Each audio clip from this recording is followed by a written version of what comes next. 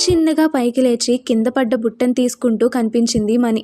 తనని అలా చూడగానే ఇక కన్నీళ్ళాగక చెయ్యి పట్టి లోపలికి లాక్కెళ్ళిపోయాడు రంగ. వదులు, నా చెయ్యి వదులురా, మళ్ళీ ఎందుకొచ్చావు, ఇంకేం చేయాలని, నన్ను చంపే వరకు ఊరుకోరా మీరు ముగ్గురు, కోపంగా అంటున్న దాని బుగ్గలు పట్టుకొని ఒత్తుతూనే కళ్ళల్లో కళ్ళు పెట్టి చూశాడు. ఆ కళ్ళల్లో నిండుగా నిండుకున్న బాధ కనపడి చొప్పున బుగ్గలు వదిలేసి మణిని ఒక రాయిపై కూర్చోబెట్టి వెనక్కి తిరుగు అన్నాడు. దేనికి అని మణి అంటే తిరగమన్నానా? కదిమేసరికి ఉలిక్కిపడి వెనక్కి తిరిగింది.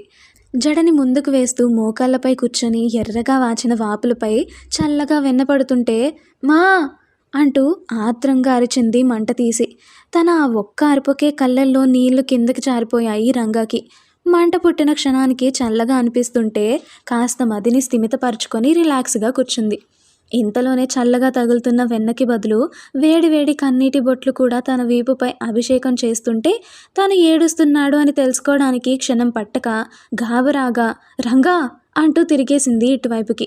తను తిరగగానే బలంగా హత్తుకొని పోయి అప్పటి వరకు ఆపుకున్న బాధని ఏడుపుని కన్నీళ్ల రూపంలో బయటికి వదిలేశాడు రంగా.